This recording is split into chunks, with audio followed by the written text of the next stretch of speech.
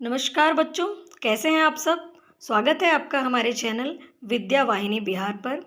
मैं बिहार बोर्ड के 8वीं कक्षा के उन विद्यार्थियों के लिए वीडियो बना रही हूं जो सरकारी विद्यालय में पढ़ते हैं और लॉकडाउन के कारण विद्यालय नहीं जा पा रहे हैं। बच्चों से मेरी आग्रह है कि वह इस चैनल को सब्सक्राइब कर लें, क्योंकि आप विद्यालय अवश्य नहीं जा पा रहे हैं मगर आपका क्लास बढ़ते जा रहा है। इसलिए आपको अपने पुस्तक की समझ होना बहुत ज़रूरी है। इसलिए मेरा यह आग्रह है कि आप चैनल को सब्सक्राइब करें और सारे वीडियोस को बहुत ही ध्यान से सुनें, ताकि आपका नॉलेज बना रहे। सरकार क्या करेगी, आपके सिलेबस को कम कर देगी, लेकिन जो ज्ञान है वह तो बहुत ही आवश्यक है। इसलिए आप स्वयं से वीडियो के माध्यम से पढ़ना जारी रखें। ठीक है, तो अब शुरू करते हैं हम। भारत में अंग्रेजी राज्य की स्थापना, इसका एक वीडियो हमने पहले ही अपलोड किया है और इसमें हमने यह पूरी कहानी पढ़ी थी कि अंग्रेज किस प्रकार व्यापार करने के लिए भारत में पहुँचे। यूरोप के देश बारी बारी से, पहले पुर्तगाल, हॉलैंड, फिर फ्रांस, अंग्रेज, ये सब बारी बारी से भारत में समुद्र के मार्ग से व्यापार करने के लिए पहुंचने लगे और उन्हें यहाँ से काफ़ी मुनाफा होने लगा। इसके बाद हमने देखा कि ईस्ट इंडिया कंपनी की स्थापना हुई और ईस्ट इंडिया कंपनी को वहाँ की महारानी एलिजाबेथ ने 15 साल के लिए भारत और पूर्वी एशिया के देशों के साथ व्यापार करने का एकाधिकार दे दिया। अब हम लोग देखेंगे कि ये कंपनियां आपस में मुनाफे के लिए लड़ने लगती थीं। फ्रांस की कंपनी, अंग्रेज की कंपनी, पुर्तगालियों की कंपनी, यह सब कंपनी जब बाहर से भारत देश से व्यापार कर रही थी तो उसमें आपस में प्रतिद्वंदिता छाने लगी और वे आपस में बार बार लड़ने लगते थे। तो चलिए आगे हम पाठ शुरू करते हैं। यदि आपने इसका पहले का वीडियो नहीं देखा है तो आप उसे ज़रूर देख लें। इन कंपनियों के द्वारा जो माल भारत में खरीदा जाता था उसे जहाज़ों पर लादे जाने तक सुरक्षित रखने के लिए आवश्यकता होती थी। तो जो भी कंपनी भारत से माल खरीदते थे उसे वे सुरक्षित रखने के लिए एक जगह चाहिए थी। तो इसके लिए उन्होंने फैक्ट्रियां बनानी शुरू की, गोदाम बनाने शुरू किए, जिसे किलाबंद, और उसको किलाबंद किया जो दीवारों से घिरा हो और जहां आक्रमण से बचा जा सके। इन फैक्ट्रियों की सुरक्षा के लिए सैनिकों की भर्ती की जाती थी। तो अब उनकी फैक्ट्री थी और उसी के साथ यूरोप के दूसरे देश की भी फैक्ट्री थी।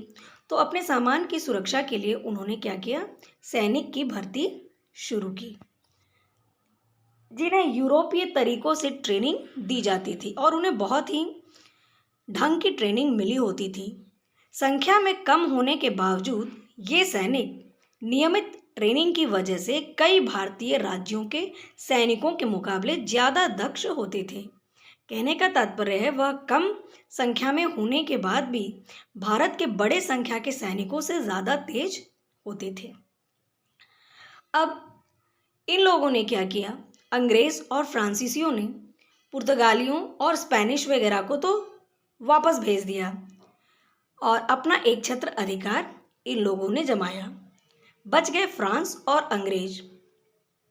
ये दोनों में टक्कर होने लगता है। अब देखते हैं कि किस प्रकार अंग्रेज फ्रांसीसियों को हराकर भारत पर अपना एक छत्र अधिकार जमाते हैं। इस विषय में हम आगे पढ़ने वाले हैं। अंग्रेज फ्रांसीसी संघर्ष। तो बात समझिए बच्चों, अंग्रेज भी भारत से व्यापार कर रहे थे और फ्रांसीसी भी भारत से व्यापार कर रहे थे। इस क्रम में इन दोनों के बीचों में संघर्ष हो जाता है कि हमें ज़्यादा मुनाफा और चाहिए और हमें ज़्यादा मुनाफा चाहिए। 18वीं सदी के आरंभ तक अंग्रेजों और फ्रांसीसियों ने यूरोपीय कंपनियों को उन महत्वपूर्ण स्थलों से हटा दिया था जो उन्होंने एशिया और यूरोप के बीच व्यापार के लिए स्थापित किए थे। बाकी सब देशों को इन लोगों ने भगा दिया। बच गए इंग्लैंड और फ्रांसीसी। इंग्लैंड की ईस्ट इंडिया कंपनी का मुकाबला सीधे रूप से फ्रांस की फ्रेंच ईस्ट इंडिया कंपनी से था। तो इंग्लैंड व फ्रांस की सरकारों ने भी अपनी अपनी कंपनियों को इस संघर्ष में पूरा समर्थन किया। वे लोग भी, उनके राज्य के जो सरकारें थी वे भी इन कंपनियों को पूरा समर्थन कर रही थी, और जो भी उनकी आवश्यकताएं थी, जो भी उनको फैक्ट्री बनाने में, सैनिकों की आवश्यकताओं में, और जो भी आर्थिक मदद की जरूरत थी, ब्रिटेन की ईस्ट इंडिया कंपनी को ब्रिटेन की सरकार मदद कर रही थी, और फ्रांस की ईस्ट इंडिया कंपनी को फ्रांस की सरकार मदद कर रही थी। इसका कहना था कि हम फ्रांस से कम नहीं, और फ्रांस का कहना था कि हम इंग्लैंड से कम नहीं। आप जानते हैं कि उस वक्त भारत में मुगल शासन कमज़ोर हो चुका था। इस प्रकार ये दोनों देश भारत से व्यापार कर रहे थे और आपस में संघर्ष के मूड भी बना चुके थे ये लोग। भारत देश की स्थिति ऐसी थी कि मुगल का शासन बहुत ही कमज़ोर हो चुका था। औरंगजेब के बाद के जो शासक थे वो बहुत ही कमज़ोर थे, और इसलिए अनेक जगहों पर छोटे छोटे राज्य अस्तित्व में आ गए थे। मुगल साम्राज्य काफ़ी बड़ा था, और जब वह कमज़ोर हुआ तो छोटे छोटे साम्राज्य जो है अलग अलग जगहों पर उभर कर सामने आने लगे। जैसे एक और बंगाल स्वतंत्र राज्य हो गया, एक और मराठा स्वतंत्र हो गए, एक और निजाम, हैदराबाद के निजाम लोगों ने स्वयं को स्वतंत्र कर लिया। इस प्रकार छोटे छोटे अनेक राज्य भारत में स्थापित हो गए थे। वे ताकतवर नहीं थे, लेकिन हमेशा पड़ोसी राज्य के साथ युद्ध करते रहते थे। भारतीयों की बहुत बड़ी कमजोरी थी कि जैसे पूरे भारत में छोटे छोटे राज्य बन गए थे, ये ताकतवर भी नहीं थे, लेकिन फिर भी अपनी साम्राज्य बढ़ाने के लिए एक दूसरे से हमेशा लड़ते रहते थे, युद्ध करते रहते थे। इन्हीं सब परिस्थितियों का फायदा इन कंपनियों ने उठाया। अपने घर में फूट हो तो दूसरे तो फायदा उठाएंगे ही ना। इन कंपनियों ने क्या किया बच्चों, ऐसे राज्यों को प्राप्त करने की चेष्टा की। उसने देखा कि जो राज्य कमजोर है उसको वे सैनिक का लोभ देकर कि हम आपको सैनिक से मदद करेंगे और हमें व्यापार में कर का छूट प्रदान कीजिए। मतलब कहने का मतलब ये हुआ कि हम आपको, जैसे यहाँ का एक राज्य यदि यहाँ के राज्य से लड़ना चाहता है तो अंग्रेज़ का कहना था कि हम आपको सैनिक से मदद करेंगे, इसके बदले में आप सारा माल हमें ही दोगे और उसके लिए टैक्स भी हमें कम देना पड़े। अब ये राज्य जीतने के लोभ में इनकी बात मान लेते थे। इन कंपनियों ने ऐसे राज्य को प्राप्त करने की चेष्टा की, करों में छूट प्राप्त की और उस राज्य में व्यापार पर एकाधिकार के बदले में इन राज्यों को सैनिक मदद का वादा किया। कहने का तात्पर्य है कि आप कमज़ोर हैं, आप दूसरे देश को जीतना चाहते हैं, तो हम आपको मदद करेंगे सैनिक से।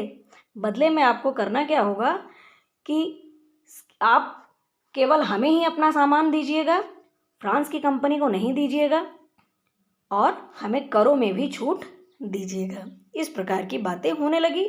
जहां फ्रांस को बनता था वहां फ्रांस अपना अड्डा जमाते थे, और जहां अंग्रेज़ों को बनता था वहां वे अपना अड्डा जमाने की कोशिश कर रहे थे। इंग्लैंड की ईस्ट इंडिया कंपनी ने भारत में कई जगहों पर अपनी फैक्ट्री बनाई। कहाँ कहाँ फैक्ट्री बनाई?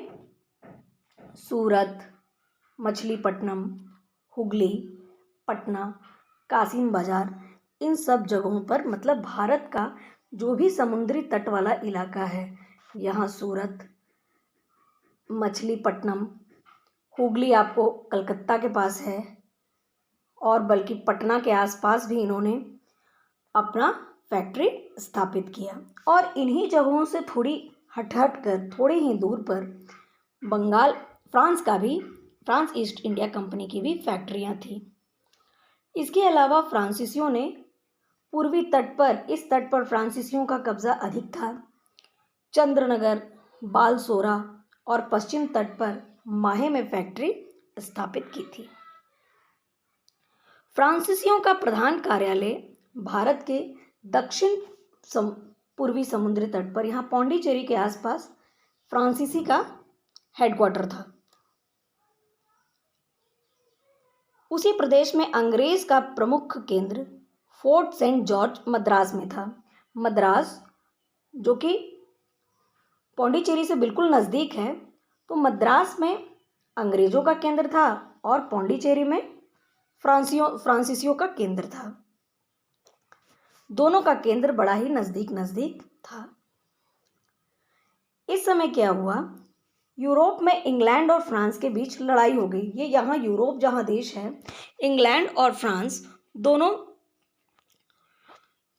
आपस में लड़ने लगे और वहाँ की लड़ाई का असर भारत में उनकी कंपनियों पर पड़ा। इंग्लैंड अपनी कंपनी को भारत में मदद करता था और फ्रांस अपनी कंपनी को भारत में मदद करता था। वहाँ जब यूरोप में इंग्लैंड और फ्रांस लड़ गए तो यहाँ की कंपनियां भी आपस में संघर्षरत हो गई। यह शुरुआत दक्षिण भारत में कर्नाटक से हुई। दक्षिण भारत में जो कर्नाटक राज्य है, वहीं बात हुई फ्रांस और ब्रिटेन की लड़ाई का, और इसे हम अपने इतिहास में करनौट युद्ध के नाम से जाने जाते हैं। यह लड़ाई 3 लड़ाइयाँ, करनौट का प्रथम युद्ध, द्वितीय युद्ध और तृतीय युद्ध हुआ, जिन्हें आप सीनियर क्लासेस में और बड़े क्लासेस में जाइएगा तो पढ़िएगा। और यहाँ ये शॉर्टकट में बताया गया है कि कर्नाटक में इंग्लैंड और फ्रांस के बीच लड़ाई शुरू हुई। इंग्लैंड और फ्रांस की कंपनियों के बीच लड़ाई शुरू हुई। कर्नाटक जो था वह मुगल साम्राज्य का एक सूबा था। कर्नाटक मुगल साम्राज्य के अंडर में ही था, जो अब स्वतंत्र हो चुका था। फ्रांस की कंपनी का मुख्य कार्यालय इसकी सीमा से काफ़ी करीब था। फ्रांस उससे काफ़ी नज़दीक था, फ्रांस की कंपनी। सन 1740 ईस्वी के आसपास कर्नाटक के नवाब ने यह देखकर कि उनके सूबे में फ्रांसीसियों की शक्ति बढ़ती जा रही है, उनके खिलाफ एक सेना भेजा। कर्नाटक का नवाब देखते हैं कि फ्रांस जो है वह उन पर हावी होते जा रहा है, तो उन्होंने उसके खिलाफ एक सेना भेजा और इस युद्ध में कर्नाटक हार गया और फ्रांसीसी जीत गए। इस लड़ाई में यह तो सिद्ध हो गया कि फ्रांसीसियों के पास बहुत छोटी सी सेना थी और कर्नाटक के नवाब के पास बहुत बड़ी सेना थी, लेकिन फिर भी ये कर्नाटक का नवाब की सेना हार जाती है और फ्रांसीसियों की छोटी सी सेना जीत जाती है। इससे यह सिद्ध हो गया कि छोटी सी सेना के पास यदि अनुशासन हो, प्रशिक्षण हो, उन्हें वेतन दिया जाए और यूरोप में विकसित नई बंदूकें मिले, तो वे भारतीय सेना को की काफ़ी बड़ी सेना को आसानी से हरा सकती है। कहने का मतलब है कि भारतीय सैनिक उनकी तुलना में काफ़ी कमज़ोर साबित हो चुके थे। 1750 के आसपास कर्नाटक में उत्तराधिकार का संघर्ष शुरू हो गया।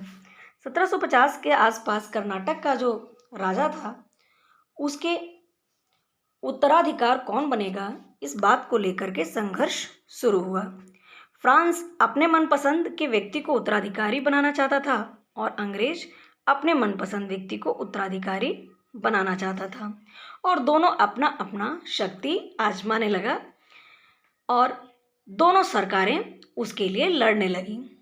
और इस लड़ाई में